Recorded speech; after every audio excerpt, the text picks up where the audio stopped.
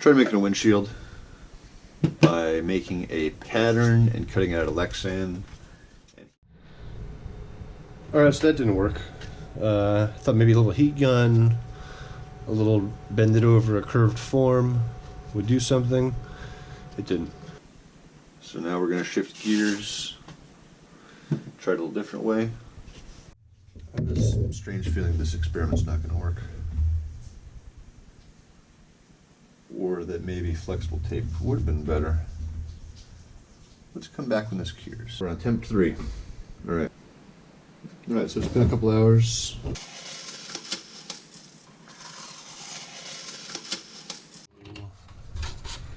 Remember, I didn't use mold release like I kind of wanted to. I'm hoping that I can just flex the shell.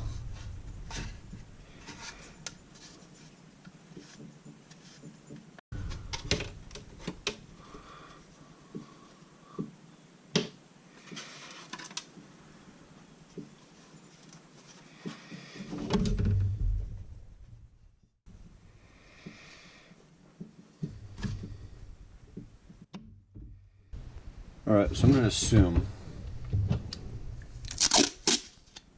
that I can plaster over plaster. Right? I don't know if that's quite how it works, but we're going to find out.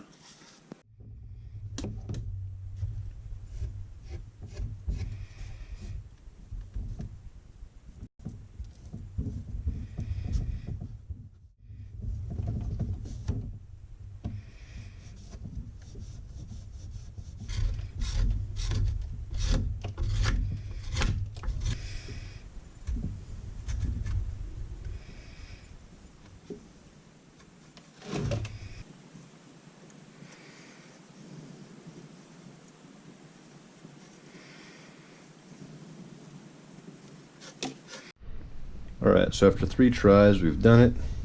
The mold is acceptable. We'll see how it comes out. I slapped together a little vacuum forming box and stapled a piece of Lex on to a really quick holder. So we're going to soften this in the oven, hook this to the shop vac, pull it over this, and we'll see how it comes out. Alright, wish me luck. My one good windshield that I got, but it had some pitting from the material being too damp. Polycarbonate is hygroscopic, and when I didn't dry it properly before forming it, it pitted. This one was pulled. The material was too cold. So I went and picked up some silicone casting rubber.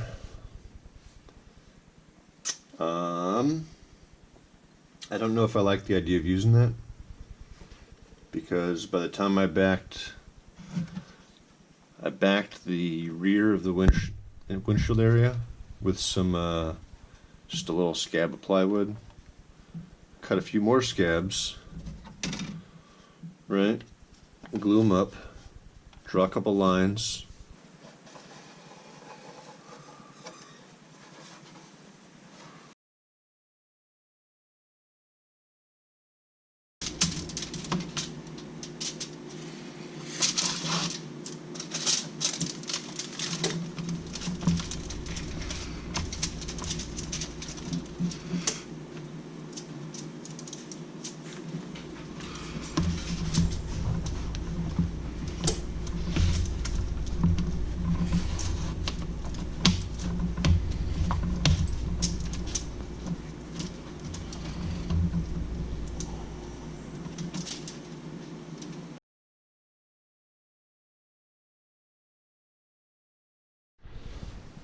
Alright, so I think we can consider that done.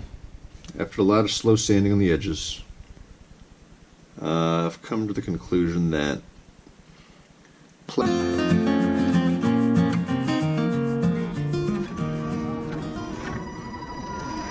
because aside from carving your buck, which you're going to have to do anyway, you lay the plastic on top of the thing, you heat it up, You form it when it's at temperature. You hold it till it cools and carefully trim.